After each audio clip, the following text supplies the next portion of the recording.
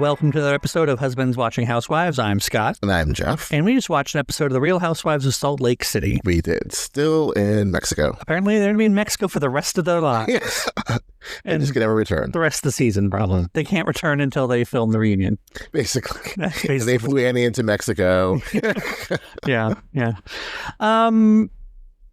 I'm really tired tonight, not because I'm the episode or anything. It's just like I came home and was like, I need to sleep. Yeah. Like, I don't know what's going on with me today. I'm just like a little wiped out. I'm just tired, just a lot of a week. I don't know. Like, it might just be that I'm actually working all week. Yeah. I mean, my brain has been engaged pretty much from 7 a.m. until the time I leave. I keep bringing my laptop to the office, like, hoping I'll get some time to, like, play Warcraft or something before I pick you up from the bus. But I haven't been. I've just been working nonstop. So that might be it. I'm just not used to, like, being engaged. I'm used to just checking email for a little while. Well, yeah, because, like, I'm sure, like, leading up to the holidays, too, it wasn't, like, super, Yeah. No, I was doing my best to do the perfect holiday amount of work of none. No. But yeah. So I'll snap too. But yeah, this episode, it was really good. Chaotic. It was good. Chaotic to say the least. But I mean, it was so all over the place. I think this is the problem with the last episode we had, that it was so all over the place. I just didn't know. It's almost too much. Yes. Because like the minute you get kind of down, like, okay, this is how I feel about this, then they change the subject, and then you get back to it, but they never quite get into it to resolve anything. Right. Like I think it won't be until, that's probably the freak out Lisa has at next episode, is that they finally bring up, we were talking about the fact that you cheated on, what's his name? John. Thanks. And then she's gonna like lose her shit. So yeah. But yeah, I think just the fact that they didn't wait to the excursion or to coming back from the excursion to have the let's bring up why I'm pissed off, and then it just like snowballed. I was like, oh wow, like you're not even gonna like do the activity, and then like when you're taking a rest, and you're like, well, now that we're all tired and cranky and have done yeah. So I mean, let's like what happened before the sprint around. I'm trying to remember. People ready? Basically, Lisa set up the fact that Bronwyn, two sides of the fence, right? Port, or what's that? Newport, yeah.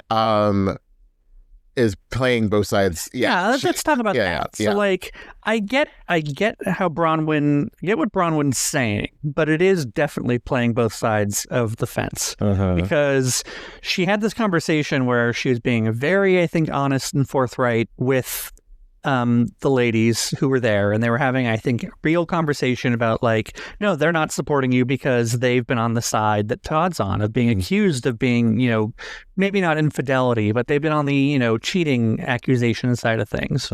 And I get what Bronwyn's saying is that like, look, I want to get ahead of this, and like in transparency to Lisa, like, hey, I was having a conversation with them and these things came up and these things were said. Now, what I would have felt better is if it was specifically if Bronwyn had said, I told her that I said these things as well.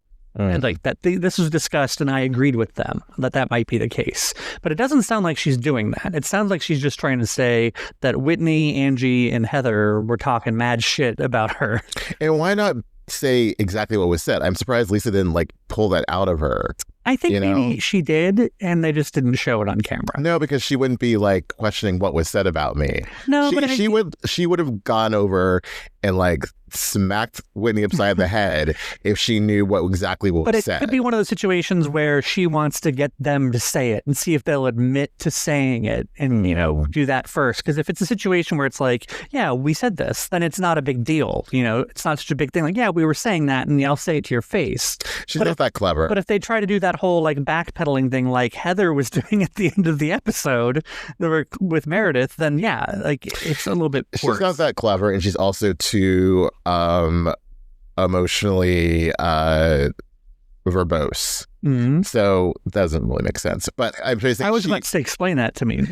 I'm saying that, like, if Lisa knew that those three women were saying that she cheated on her husband, she would, like, go immediately. Right. She wouldn't, like, play cat and mouse, like, are you going to say it? She'd just, like, you said this about me, and that's, she'd snap. Yeah. I agree. I agree with that.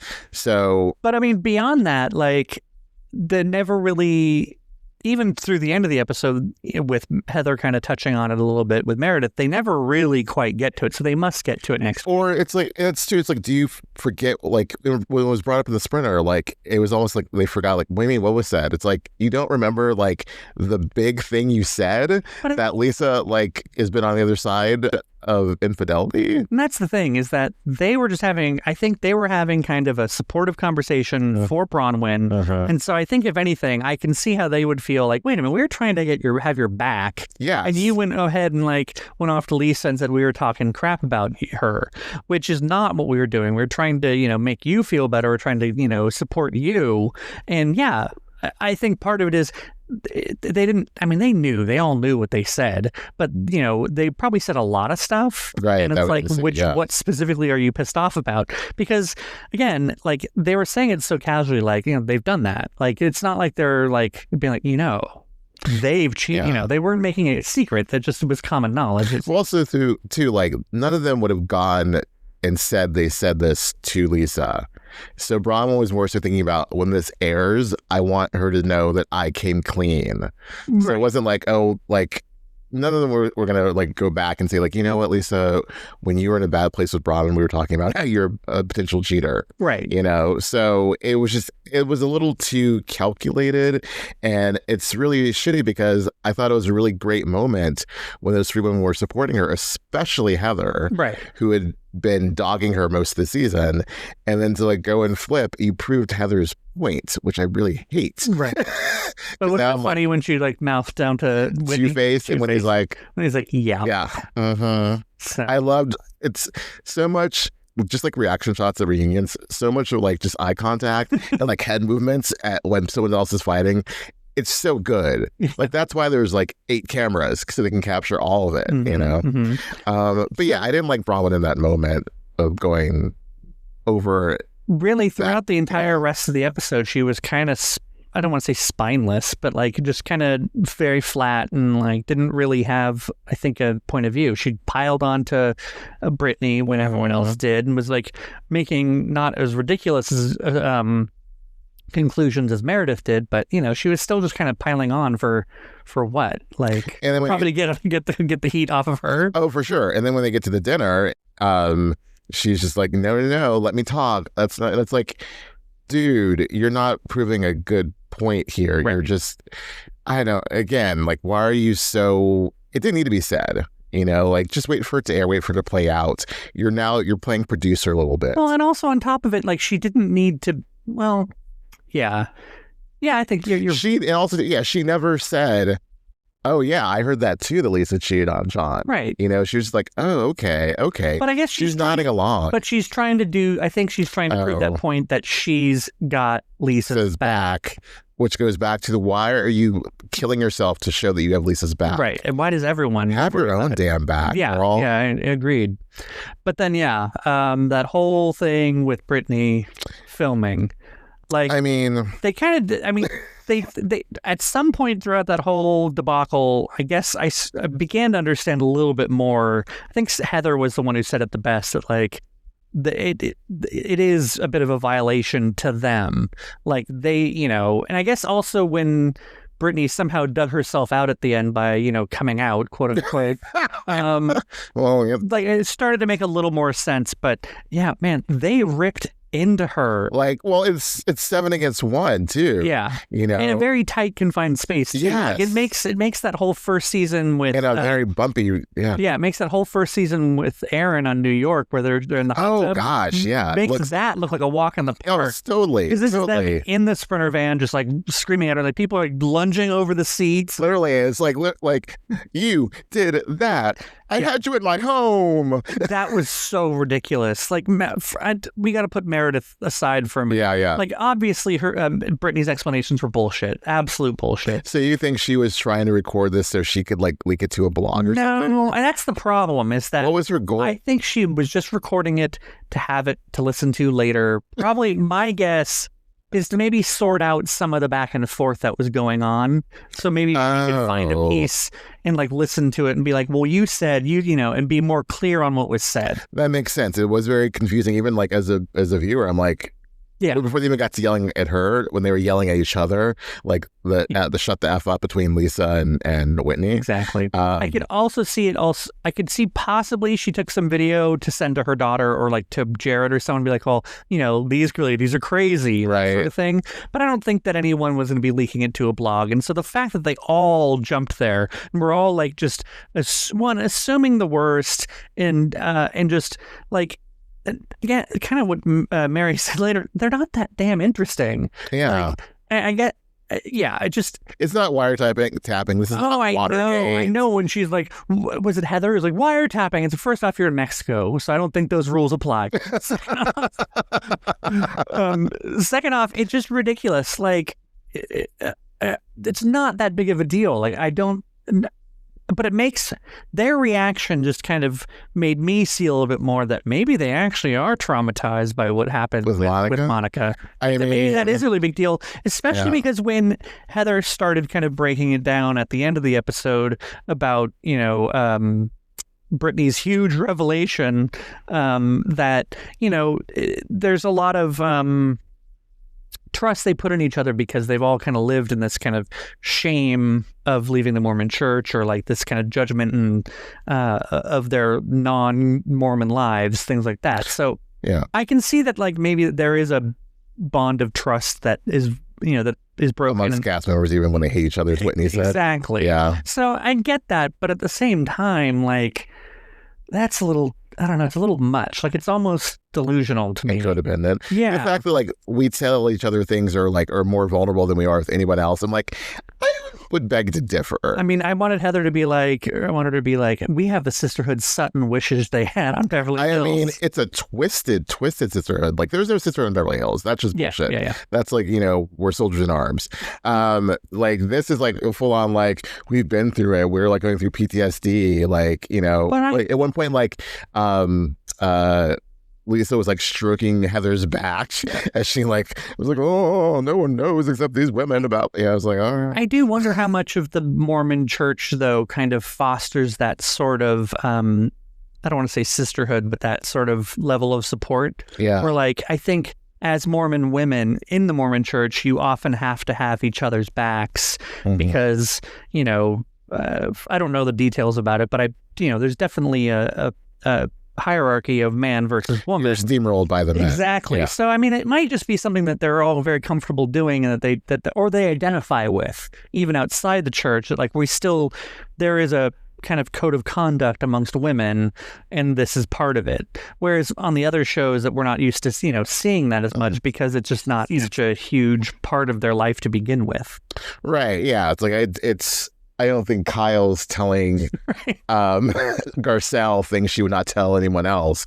They have more outside friendships. That's why there's not really like a strong sisterhood or level of friendship in Beverly Hills, right, compared to the even really Potomac, Yeah. Or like that's why it's so this level of toxicity and codependency and like weirdness that they have. So like I never understood like the amount of like ripping each other's heads off in one moment and then being cool the next. Like the bounce back is really quick in Salt Lake, and that's something I actually really have with family or people who feel like family. And it's not logical. This is not a logical family at none all. of it. None of what they're doing is logical. But it's really hard to explain. But like Salt Lake is so special. That's when people like think that all Housewives shows are the same. No. There's a real flavor of this that you will not find in Potomac. For sure. Like, yeah. So, but I'm like, sorry. I was gonna say, just the pile-on and then like her breakdown. Well, the fact that she got out of the car and like she was like.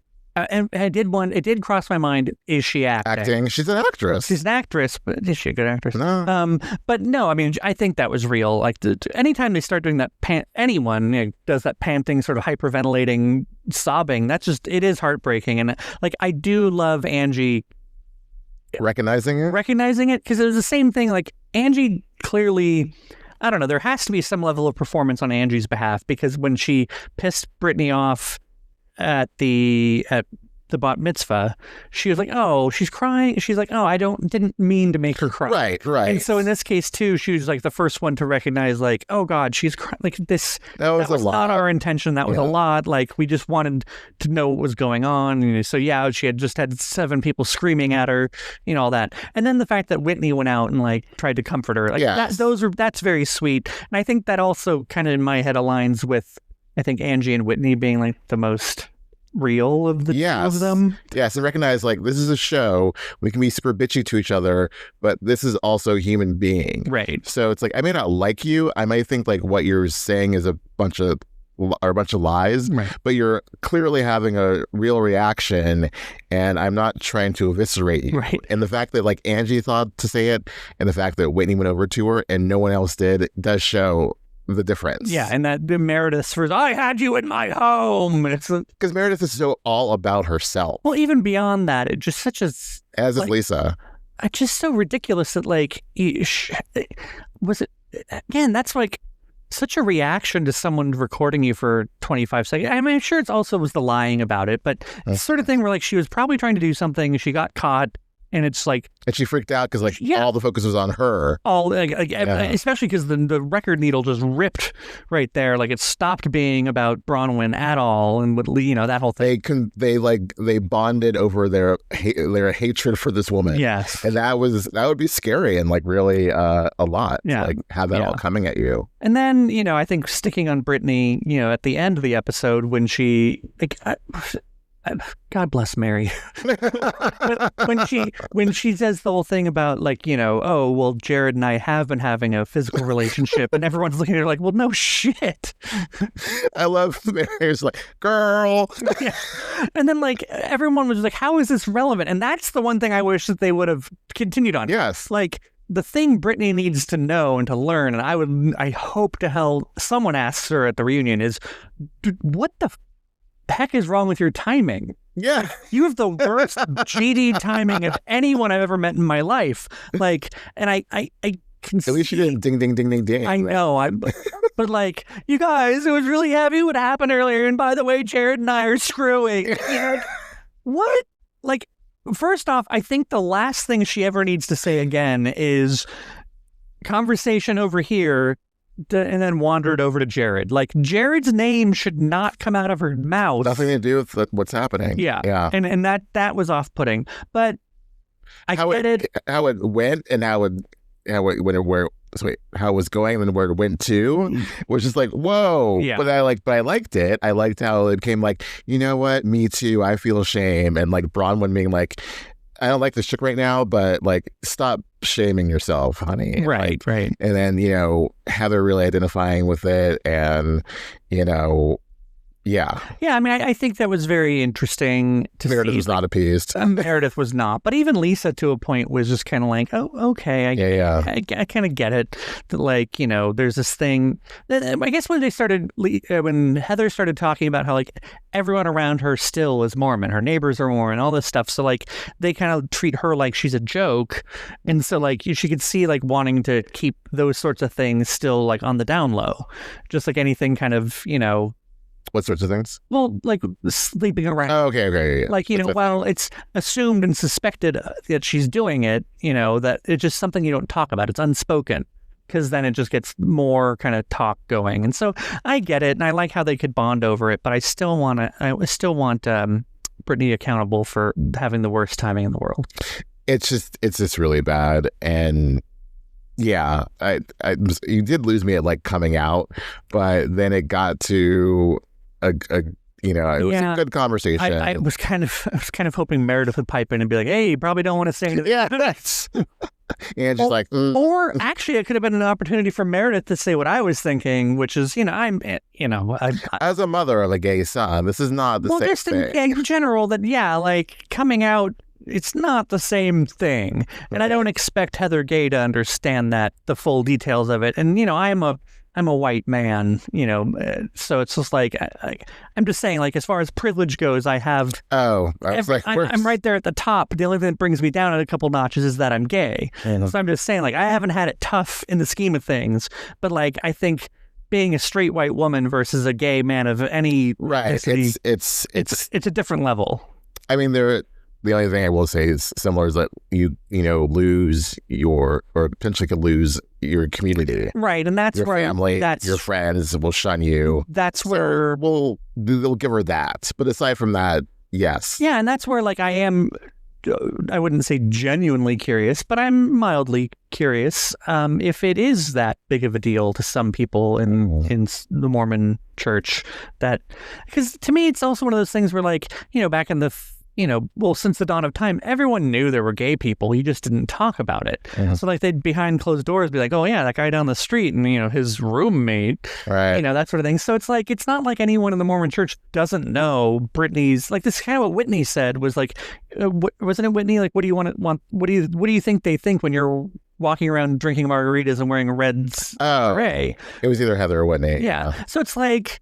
It's one of those things where I can see how it's similar to coming out, but I mean, don't insult the dignity of Floyd's delicatessen. Yeah. So yeah, I will say, like Heather's relationship with the Mormon Church and how it still affects her is still the most fascinating thing about her. Just the fact that like all my friends are Mormon, family, but then I'm also writing a book called Bad Mormon, and I'm on the show. 2 books even. 2 books. Yeah.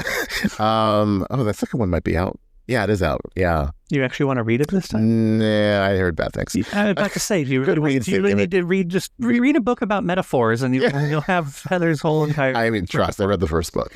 But yeah, it's just so interesting, like the back and forth and like the storm within that woman that must be because of her history at the church, but like wanting to get away from the church and it's a cult, but I love it and I don't know. Yeah, no, I agree with something that we will never understand because we don't have those same church ties. Yeah, I mean, it's the same way they will never understand coming out as a gay man. We won't understand the whole church thing. Right. So right.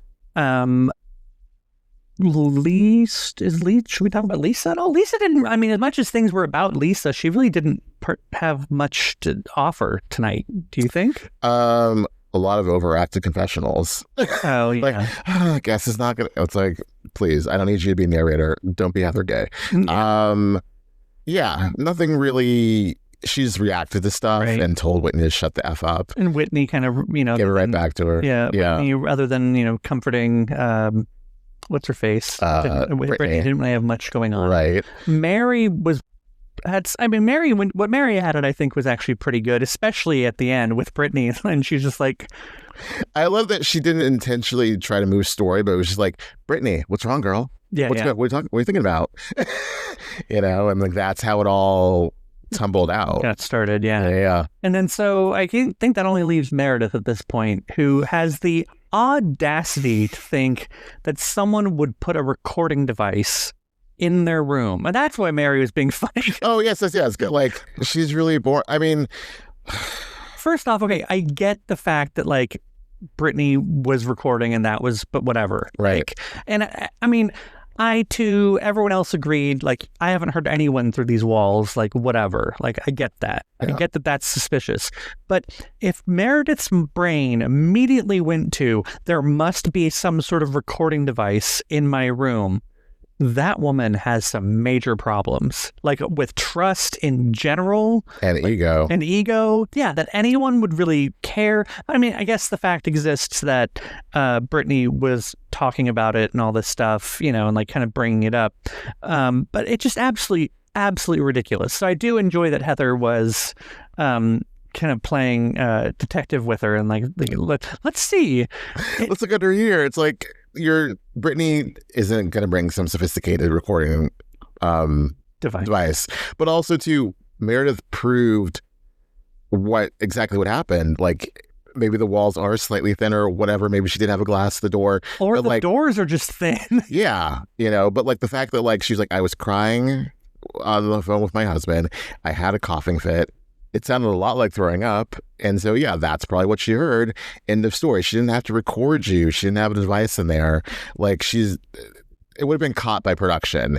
Like her going in the room, getting the device or planning the device, So that didn't happen. She just happened to hear what she thought was throwing up. It wasn't, and case closed.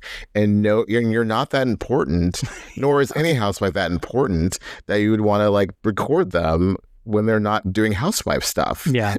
The truth's going to come out that she was still mic'd up, and then one of the producers was like, here, want to listen? So that would be fantastic if you really heard like exactly what happened. But I'm sure she was not mic'd. It's so ridiculous. And like, I don't know, like I kind of want to go back and rewatch it. Like I need to put my finger more on what's really bothering me about Meredith. Because it's like, she's just so self-important. And entitled. And yeah, and then and the fact that she was yelling in the Sprinter van, like, you need to leave. You need to leave. Not even that, you need to leave. She needs to leave. Like, I feel like, was there a producer in the front next to the driver? Probably. Because they had all those cameras. That's the other thing too, Brittany. Like, she thought she was going to get away with that. Like, there are cameras everywhere in that van. There's one in Meredith's face. Right? Like, giving like a 1990s, like, Hype Williams directed video with the fisheye lens, like Missy Elliott, the rain. Like, it was just, no. It was bad. Should Meredith, like, I don't know. I there's something that really bugs me about her. And I like her. I've liked her in other seasons, but just this season, it's her level of, and I hate to say this, I guess all pun intended, it's her level of distance. She's disengaging. Yeah. And she's like she's not carrying it through the whole way. She like just has her own little thing, and then they're like, nah. And then when she's done with it, she's done with it. And like, I don't think that's fair of her.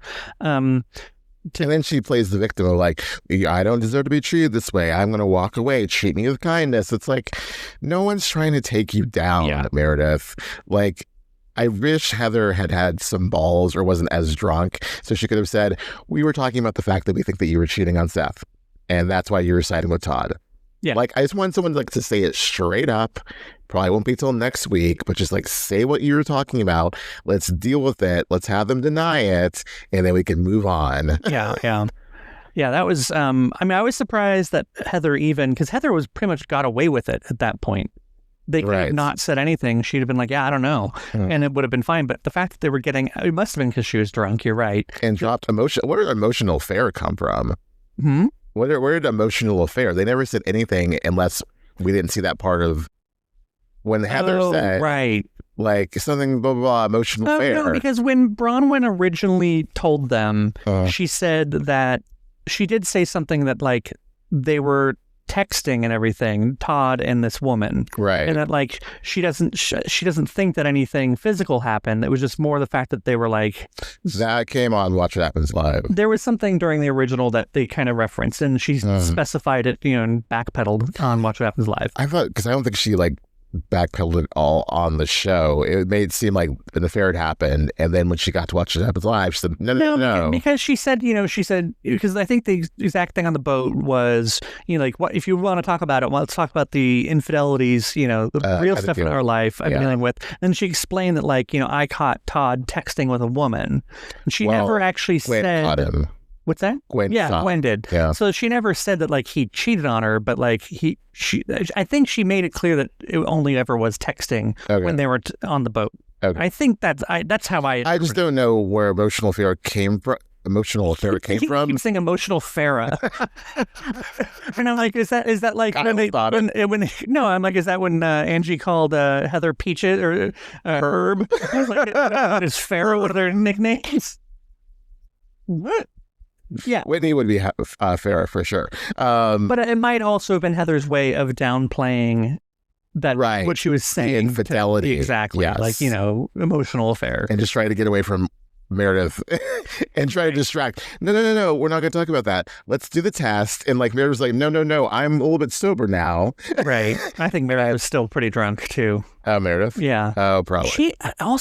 She does slur so much. I see why everyone keeps calling her like the Xanax queen online, because she's just like slurring all the time. Like she's sleepwalking through this, but then she gets like super like on the sprinter van. She was like, literally, if she could have, as Mary said, get her, Meredith, like she would have lunged across, grabbed Britney's extensions and ripped them out of her head. The fact that Mary's just sitting there kind of like just enjoying all of it. Oh, totally. And clearly, Mary has no horse in any of these races, and she's like, "Well, fine, go ahead, get her." You know, I told you I didn't like that girl from episode 1. Yeah, but she called me poor. It was good, but yeah, I just really want to. I really want to find out what bothers me. I need to dive into that a little bit more. It's just so. It's the entitlement. I think you're absolutely right. Yeah. And like, I decide who gets to stay, who gets to go. Like, this is my show. Right. I was about to say, It's not the Meredith Marks show. Yeah. It's the Real Housewives of Salt Lake But when you're an OG and you're rolling into season 5 and you're like, we got rid of Monica. Right. We like ran her out. Now this chick needs to leave because she's recording me. It's so goofy. Yeah. Yeah. No, I guess a much more interesting episode than I started off, the show with. Thinking about again, it's like they didn't resolve anything is the problem. I think that probably goes along with the storytelling where it's like tension builds, tension release. Yeah, this is just tension to be continued, and then now next week's the finale. Oh, this wasn't to be continued, was it? No, it was not. It was not. Thankfully. Sorry, thank God they didn't do that. But yeah, they didn't really release any of that tension, and I think next week they will. So I think that's probably what bothers me is that there's just too many different angles building. Yeah, I want some resolution. I would hope so. Either next week or at the reunion, like get to a good place. So, yeah, that was all of them. Are we in a good place? Yeah. You and I, are we in a good place? You're in a good place. Yeah, we're always in a good place. Very much, yeah. You're pretty good. Something you want to tell me? No. You can leave. No, kidding. All right, then I guess we'll watch some New York City and do this next time. Till next time.